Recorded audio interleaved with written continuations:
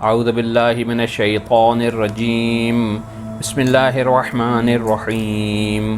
السلام علیکم محترم سامعین، کتاب فضائل مصطفیٰ صلی اللہ علیہ وآلہ وسلم جو کہ جناب سید علی شیر نقوی صاحب نے تحریر فرمائی ہے، اس کا 16واں حصہ پیش خدمت ہے، اور اس 16ویں حصے کا آغاز اس کتاب کے باب نمبر 3 یعنی جوانی اور ازدواج-e-Mustafa صلی اللہ علیہ وآلہ وسلم کے عنوان متعدد ازواج پیغمبر صلی اللہ علیہ وآلہ وسلم پر ایک نظر سے کرتے ہیں۔ مسیحی دانشمندوں نے پیغمبر صلی اللہ علیہ وآلہ وسلم پر مختلف اعتراضات کیے۔ انہوں نے ایک بڑا اعتراض آپ کی شادیوں پر کیا۔ انہوں نے پیغمبر خدا صلی اللہ علیہ وآلہ وسلم کی شادیوں کو دنیاوی لذات کے حصول کے لیے تعبیر کیا، جو سراسر غلط اور حقائق کے خلاف ہے۔ ہم یہاں پر مختصراً اس موضوع پر بحث کریں گے تاکہ ان کے اعتراض کا جواب دیا جا سکے۔ رسول خدا اور دیگر ائمہ کے متعدد ازدواج کا راز مندرجہ ذیل نکات میں تھا۔ ایک اچھے گھر کی تشکیل، آبادی اور اولاد کی تربیت اور افزائش، عورتوں کی شخصیت اور عزت کی بقا اور ان کی تربیت، عورتوں کو اخلاقی فساد سے بچانا، جاہلیت کی پرانی رسموں کو توڑنا اور اسلامی سنتوں کا اجرا، بے سہارا عورتوں کی سرپرستی، اسلام کی سیاسی اور اجتماعی ترقی کے لیے وقت کی ضرورت۔ پیغمبر خدا صلی اللہ علیہ وآلہ وسلم نے زیادہ شادیاں اس واسطے ہرگز نہیں کیں کہ دنیاوی مقاصد و لذات حاصل کر سکیں، بلکہ آپ کی شادیوں میں ایک یا دو کے علاوہ باقی سب بیوہ اور 50 سال سے زیادہ عمر کی خواتین تھیں، جن کے پاس رہنے کے لیے سادہ فرش تک نہ تھا۔ ان سے شادیوں کا مقصد ان کی سرپرستی اور ان کے لیے آبرومندانہ زندگی مہیا کرنا تھا۔ اس واسطے آپ صلی اللہ علیہ وآلہ وسلم پر زیادہ شادیاں کرنے کا الزام سراسر زیادتی اور ناجائز ہے۔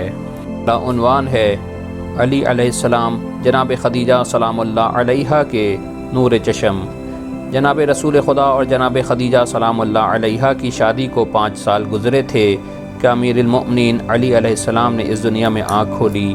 پیغمبر اکرم صلی اللہ علیہ وآلہ وسلم حضرت علی علیہ السلام کو بہت عزیز رکھتے تھے اور دن رات سوتے جاگتے علی علیہ السلام کی نگرانی کرتے تھے اور ان پر مہربانی اور شفقت کرتے تھے۔ بعض اوقات ان کو گود میں لے لیتے تھے اور بعض اوقات ان کو اپنے کندھوں پر بٹھا لیتے تھے۔ ان کو کئی قسم کے تحفے لا کر دیتے تھے۔ اس پر علی علیہ السلام حضور صلی اللہ علیہ وآلہ وسلم سے بہت خوش رہتے تھے۔ حضور اکرم صلی اللہ علیہ وآلہ وسلم اکثر فرماتے تھے کہ یہ بچہ میرا حامی اور وصی ہوگا۔ جناب خدیجہ سلام اللہ علیہا نے دیکھا کہ حضور پاک حضرت علی علیہ السلام سے بہت محبت کرتے ہیں، لہٰذا وہ بھی حضرت علی علیہ السلام سے بہت پیار کرتی تھیں۔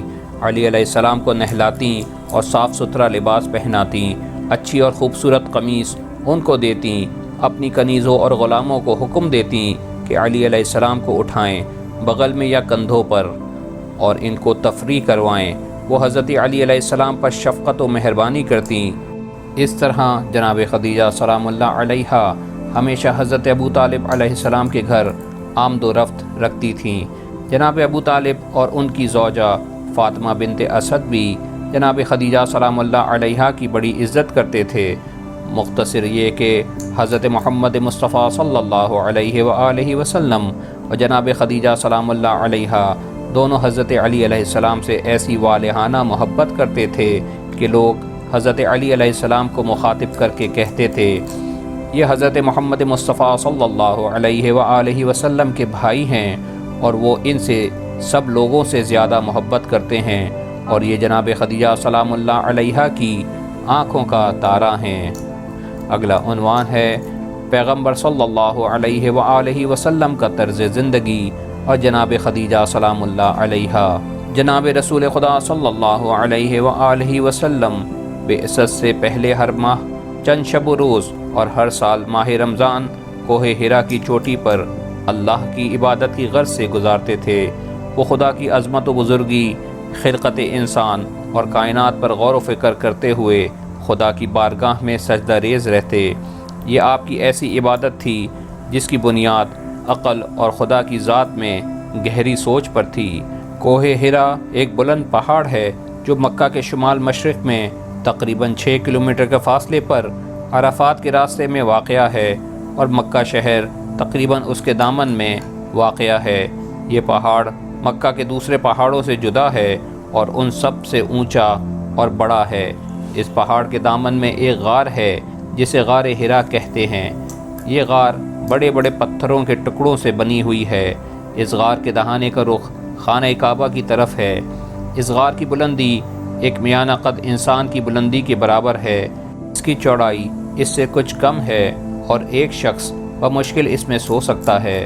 جب انسان اس پہاڑ کی چوٹی پر پہنچتا ہے تو جلال جبروت خدا، عظمت الہی اور خلقت انسان کی طرف متوجہ ہوتا ہے۔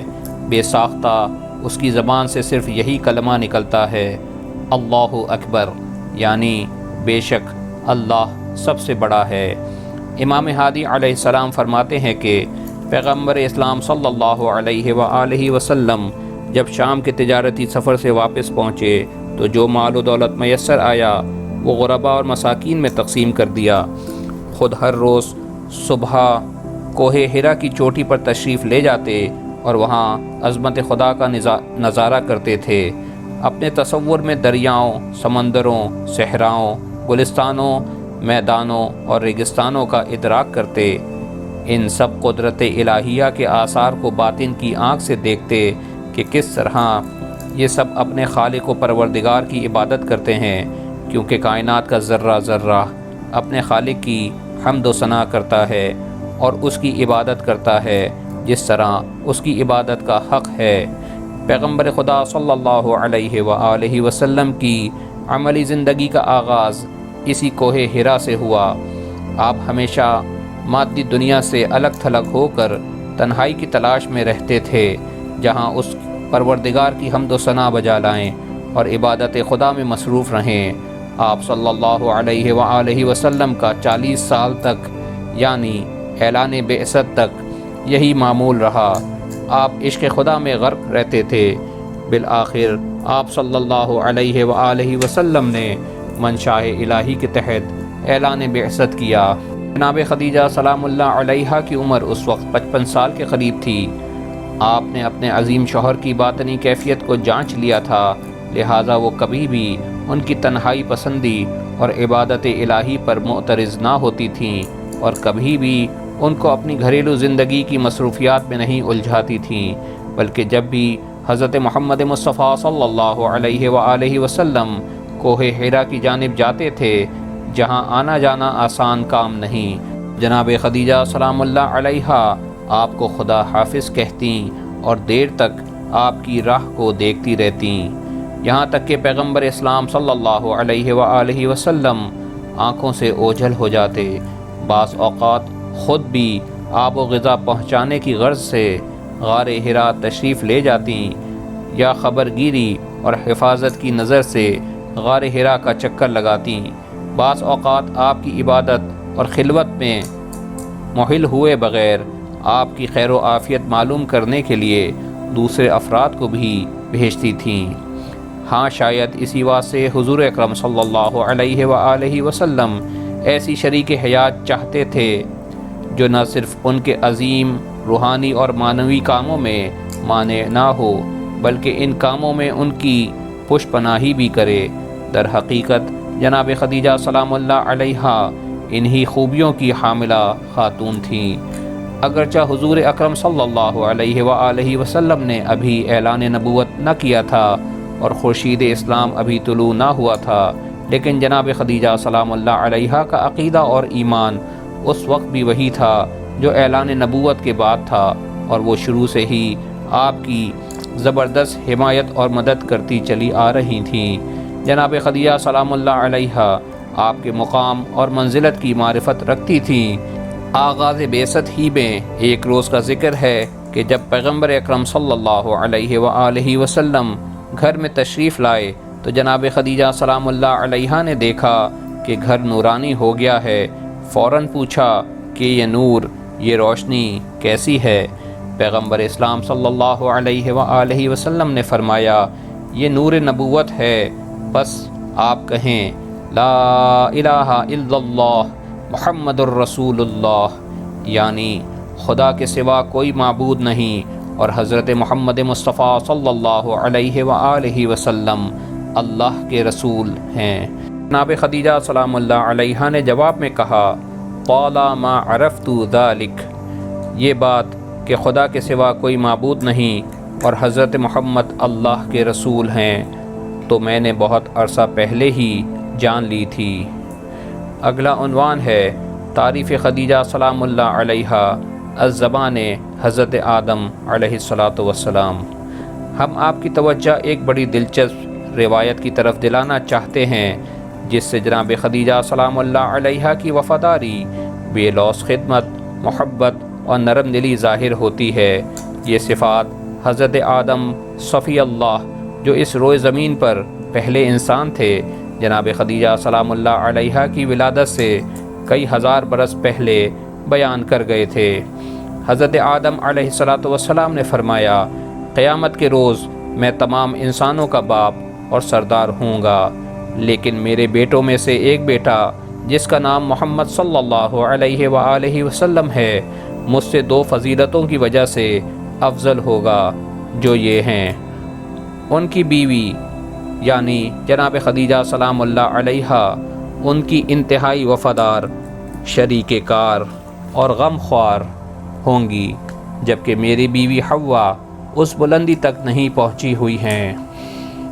وہ میرا بیٹا مکمل طور پر اپنے نفس امارہ پر غالب ہوگا، یعنی وہ ترک اولا کا بھی مرتکب نہ ہوا ہوگا، جبکہ میں اس منزل پر نہیں ہوں۔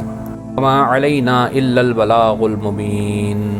آئیے آخر میں دعا کریں کہ اللہ تعالی ہماری اس مختصر سی عبادت کو اپنی بارگاہ میں قبول و مقبول فرمائے اور اس نیک عمل کا ثواب محمد و آل محمد علیہ السلام کی طرف سے تمام سامعین کو اور کل مرحومین مومنین مومنات اور شہداء کو عطا فرمائے، الہی آمین۔